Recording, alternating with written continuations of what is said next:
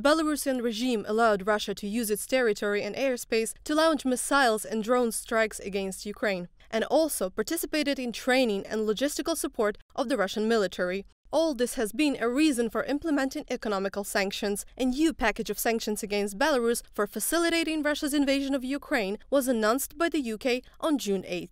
This new package ratchets up the economic pressure on Lukashenko and his regime, which actively facilitates the Russian war effort and ignores Ukraine's territorial integrity. Our support for Ukraine will remain resolute for as long as it takes, and the UK will not hesitate to introduce further measures against those who prop up Putin's war. James Cleverly, UK Foreign Secretary, from a statement on the official website.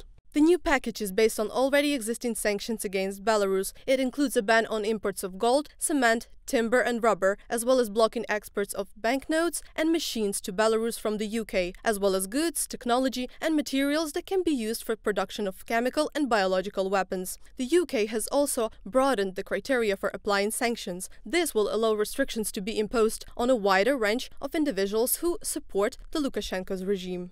That includes sanctioning more than 100 people and organizations, such as freezing the assets of major Belarusian state-owned enterprises, which are significant sources of revenue and foreign currency for the Lukashenko regime, from a statement on the official website of the Foreign, Commonwealth and Development Office. The UK stated that it would also prevent Belarusian media companies from spreading propaganda. Internet providers will restrict access to the websites of Belarusian media that are under sanctions. Poland completes building the fence on its border with Belarus and imposes restrictive measures against Moscow and Minsk to stem the flow of illegal migrants. And it imposes sanctions restricting and even banning border crossing. In addition, Poland has imposed sanctions against Belarusian MPs, businessmen, officials and athletes who have been linked to the Russian Federation in one way or another. In total, more than 300 people from Alexander Lukashenko's entourage fell under the restrictions. Minister of Internal Affairs and Administration Mariusz Kamiński decided to list 365 Belarusian citizens whose stay on Polish territory is undesirable. These people will also be banned from entering the Schengen area, from the statement on the website of the Polish Ministry of the Interior.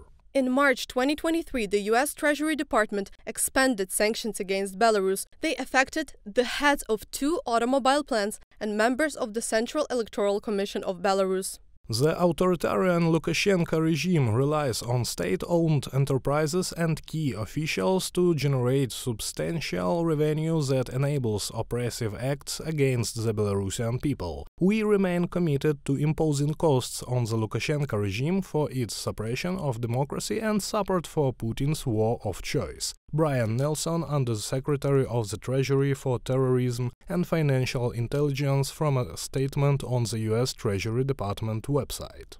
Western sanctions seriously weakened the Lukashenko's regime, says the Belarusian opposition, because they significantly reduce the financial flows of the elite close to the self-proclaimed president, and this, in turn, reduces their ability to support war and repression.